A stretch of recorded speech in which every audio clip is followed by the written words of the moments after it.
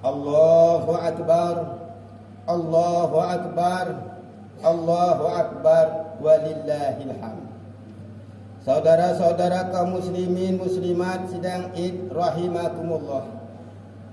Ibadah puasa yang baru kita laksanakan dan kita akhiri bersama-sama dengan cara mengeluarkan zakat fitrah dan kita bagikan kepada salah satu saudara kita, khususnya para fuqara wal masakin, sesuai dengan bimbingan dari baginda Nabi kita Muhammad sallallahu alaihi wasallam. Agnuhum anis su'al fi hadzal yauma. Kayakanlah orang-orang yang tak berpunya dari masalah meminta-minta pada hari lebaran ini ya Allah. Dalam hakikatnya zakat fitrah menjadi pembersih bagi orang yang berpuasa dari perbuatan yang tercela, dari perbuatan dosa, serta sebagaimana Allah Subhanahu wa taala menanggung akan makanan orang-orang yang miskin. Wahai saudaraku yang dimuliakan oleh Allah Subhanahu wa taala, suatu kenyataan yang tidak dapat kita pungkiri bahwa pada hari raya Idul Fitri ini keadaan saudara kita berbeda-beda. Ada yang bergembira dan ada juga yang susah serta merana. Sebagaimana saudara kita yang saat ini masih terkena musibah dan bencana, mereka kehilangan harta benda dan keluarganya sendiri. Kita semua bisa membayangkan dan merasakan bagaimana prihatinnya dan susahnya mereka. Seperti juga halnya anak yatim yang masih membutuhkan kasih sayang orang tuanya. Kemana mereka harus mengadu, saudaraku? Mereka hanya bisa menangis di atas batu nisan kedua orang tuanya, tidak mengenal rupa wajah kedua orang tuanya, bagaimana bentuk tubuh postur kedua orang tuanya, sedangkan dia sudah berpisah dengan kedua orang tuanya sejak dia masih dalam ayunan. Karena mereka tidak tahu kepada siapa lagi dia mengadu, karena anak yatim ini selalu memanggil orang tuanya, sementara kedua orang tuanya sudah dipanggil oleh Allah Subhanahu wa taala. Pada hari yang bahagia ini, anak-anak yang sudah menjadi yatim piatu hanya bisa menyaksikan teman-temannya yang bergandengan tangan dan bersalaman mesra dengan kedua orang tuanya, serta bangga mengenakan pakaian yang serba baru. Akan tetapi bagi anak yatim ini, jangankan bersalaman, jangankan merangkul orang tuanya, bertemu saja dengan orang tuanya hanya sebuah impian saja. Dengan linangan air mata yang diharapkan bisa menghapus kerinduan anak yatim ini, dia membayangkan dan berkata di dalam dirinya sendiri, seandainya orang tuaku masih hidup, kata anak yatim ini, mungkin aku bisa bergandengan tangan, bersalaman, memeluk orang tuaku. Mungkin aku akan bisa bahagia seperti teman-temanku yang lain. Saudaraku yang dimuliakan oleh Allah, marilah kita semua merenung sejenak, lalu kita melihat kondisi di sekeliling kita sekarang ini, di mana terdapat puluhan orang, bahkan ratusan anak yang sudah menjadi yatim piatu karena ditinggal orang tuanya menghadap Allah. Mereka hanya membutuhkan bantuan dan uluran tangan dari kita untuk menyambung hidupnya, supaya dia bisa makan sehari-hari. Saudaraku seiman yang dimuliakan Allah, sungguh banyak saudara-saudara kita yang pada tahun lalu duduk bersimpuh di tempat yang mulia ini bersama kita, kini dia sudah tiada menghadap Allah. Mereka meninggalkan suaminya atau istrinya tercinta, meninggalkan anak-anak mereka yang masih hidup dan menjadi anak-anak yatim. Sungguh pada hari ini mereka tidak dapat lagi menikmati keindahan berkumpulnya bersama keluarga seperti pada tahun-tahun yang lalu, karena beliau sudah kembali menghadap Tuhan Rabbul Izzati. Semoga saudara-saudara kita yang sudah meninggal dunia, almarhum, almarhumah yang ada di lingkungan Kebun Lau ini, baik laki dan perempuan, mendapatkan maghfirah dan ampunan yang datangnya dari Allah, serta diberikan tempat yang layak di sisi Allah Subhanahu wa taala. Saudara-saudaraku yang dimuliakan oleh Allah Subhanahu wa taala, bahagiakanlah saudara kita, bahagiakanlah tetangga-tetangga kita yang tidak mempunyai ayah dan ibu. Jangan sampai saudara kita menangis dan bersedih. Dia butuh uluran tangan dan bantuan dari kita. Mereka adalah saudara-saudara kita, anak-anak dari saudara-saudara kita, anak dari tetangga kita, anak dari lingkungan kita. Rangkullah dia, berikanlah dia kasih sayang dari kita.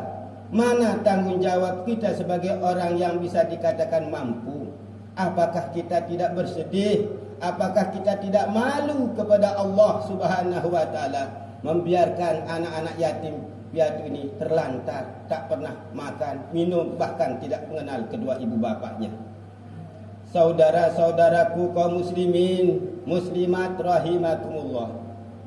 Pada kesempatan yang berbahagia ini, anak-anak yatim di sekeliling kita akan terngiang di telinganya, teringat akan masa lalunya. Ketika orang tuanya masih hidup, pernah melindunginya. Lalu pada hari raya ini kepada siapa mereka harus memanggil ayah dan ibunya? Ataukah kita biarkan mereka menangis di atas batu nisan kedua orang tuanya? Dia tidak tahu wajah-wajah saudaranya. Wahai saudara-saudaraku, inilah tanggung jawab kita bersama. Tanggung jawab yang wajib kita pikul sesama muslim. Di dalam sebuah kisah di zaman baginda Rasulullah sallallahu alaihi wasallam diceritakan, pada masa suasana lebaran kita rasakan saat ini, dikala baginda Rasulullah sallallahu alaihi wasallam masih hidup, beliau keluar menuju tempat salat ibadah Idul Fitri. Lalu di depannya ada beberapa anak kecil yang sedang bermain asyik, bercumbu-cumbu, berteriak, bergembira. Lalu dilihatnya Rasulullah sallallahu alaihi wasallam ada anak kecil yang masih umur belia, tidak pernah melihat kedua orang tuanya. Anak-anak itu nampak bersedih.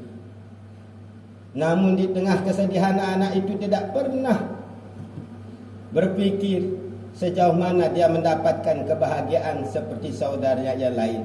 Akhirnya anak ini menangis di pinggiran jalan, melihat ada seorang anak yang berbeda dengan anak-anak yang lain.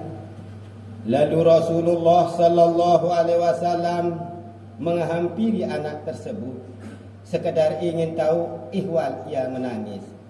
Rasulullah sallallahu alaihi wasallam pun bertanya kepada anak kecil, "Hai anak kecil, apa gerangan yang membuatmu menangis wahai anakku?" Mereka merasa ada yang memperhatikannya. Anak yatim itu kemudian mencurahkan isi hatinya kepada Rasulullah sallallahu alaihi wasallam. Anak itu pun mulai bercerita perihal kesedihannya kepada Nabi. "Wahai orang tua, aku bersedih karena ayahku meninggal dunia beberapa waktu yang lalu ketika ayahku ikut berperang bersama Rasulullah sallallahu alaihi wasallam. Saudaraku, ternyata anak kecil itu sama sekali tidak mengenal baginda Rasul kalau ia sedang berbicara dengan Nabi kita Muhammad sallallahu alaihi wasallam. Mungkin ia belum pernah bertemu dengan Rasul sehingga ia tidak mengenali wajah Nabi kita Muhammad sallallahu alaihi wasallam. Rasulullah masih menatap wajah anak itu sambil menangis dan mendengarkan cerita anak yatim itu. Anak yatim itu pun melanjutkan ceritanya. "Wahai orang tua, setelah ayahku meninggal, ibuku lalu menikah dengan laki-laki lain. Ibuku tak hanya pergi bersama lelaki itu, ia juga mengambil rumah dan harta peninggalan ayahku. anak kecil itu masih tetap menangis. Namun mulutnya tak henti untuk terus bercerita menangis di depan baginda Rasulullah sallallahu alaihi wasallam. Wahai orang tua, kata anak yatim itu, bagaimana mungkin diriku tak akan bisa bersedih melihat teman banyak yang bergembira ria. Pulang ke rumahnya ada sanak saudaranya, lalu bermain dan dihibur oleh orang tuanya. Jika ia menangis, ada ayahnya yang memeluknya. Sedangkan aku, wahai orang tua, siapa yang memelukku? Siapa yang merayuku? Wahai orang tua, sesungguhnya amat malang hidupku sekarang ini. Tiada ibu untuk tempatku mengadu. Ayah pun sudah pergi meninggalkanku, wahai orang tua. Aku hidup dan tinggal hanya sebatang kara, tidak memiliki keluarga, sanak famili, bahkan rumah pun aku tidak miliki. Aku ini adalah anak yatim, tanpa ayah dan ibu. Tidak memiliki keluarga, paman dan bibi, bahkan saudara pun aku tidak punya. Maka jadilah aku seperti ini, jadi gembel-gembel jalanan. Wahai orang tua, kata anak yatim, aku tak memiliki baju apapun yang bisa aku pakai. Perutku sekarang ini lagi mual dan lapar. Aku terlontang-lantung menjadi anak gembel dan tak tahu harus tinggal di mana dan mendapatkan nasi, sesuap nasi untuk bisa kenyang perutku. Hal itulah yang membuat hatiku sedih dan menangis, wahai orang tua. Mendengar kisah sedih dan mengharukan itu, Rasulullah sallallahu alaihi wasallam kemudian tersenyum dan mulai mengucapkan beberapa kalimah kepada anak yatim. Wahai anak kecil, kata Rasul, maukah kamu jika aku menjadi ayahmu, Aisyah menjadi ibumu, Siti Fatimah Az-Zahrah menjadi saudarimu, Ali menjadi pamanmu, Hasan dan Husain menjadi saudaramu. Si bocah kecil itu tiba-tiba tersenyum bercampur kaget. Ternyata di depannya adalah Rasulullah sallallahu alaihi wasallam. Bagaimana aku tidak mau menjadi bagian dari keluargamu ya Rasul? Aku mau ya Rasulullah. Ambillah aku, ajaklah aku ke rumahmu ya Rasulullah, supaya aku mendapatkan pelukan dan kasih sayang orang tuaku. Kemudian anak itu diajak dan dibawa oleh Rasulullah. Setelah baginda Rasul sampai di rumahnya, lalu anak kecil itu diberikan makanan dan pakaian yang serba baru. Anak itu kemudian kembali bermain bersama teman-temannya dengan senyum terpancar di wajahnya. Anak-anak di sekelilingnya heran dengan perilaku anak itu yang seketika berubah. Salah satu di antara temannya memberanikan diri untuk bertanya kepada anak itu, wahai saudaraku, mengapa sekarang kau bahagia, sedangkan tadi kami melihatmu dalam keadaan menangis? Bagaimana aku tidak bahagia, wahai saudaraku? Sekarang perutku sudah kenyang, tubuhku sudah dihiasi dengan pakaian yang serba baru, dan yang paling membuatku bahagia, wahai saudaraku, adalah aku sekarang ini dijadikan putra dari junjungan baginda Nabi kita Muhammad sallallahu alaihi wasallam. Allahu akbar, Allahu akbar, Allahu akbar, walillahil hamd. Saudara-saudaraku kaum muslimin muslimat sedang Id rahimakumullah. Dengan hati yang bersih penuh harap, dengan kedua telapak tangan kita sekarang ini kita memohon kepada Allah, ya Rabb, jangan engkau jadikan kami menjadi umat yang dipermainkan serta diperebutkan oleh orang-orang yang tidak bertanggung jawab. Allahumma ya Ghaffar, kami menyadari ya Allah sudah banyak nikmat-Mu kepada kami, namun terkadang kami selalu lupa untuk mensyukurinya. Kami sadar ya Allah telah banyak kesalahan dan kezaliman kami yang kami lakukan, sadar ataupun tidak sadar, tapi kami selalu memohon ampunan-Mu ya Allah. Ya Allah, ya Rahman, ya Aziz, ampunilah kami semua. Ampunilah kedua orang tua kami.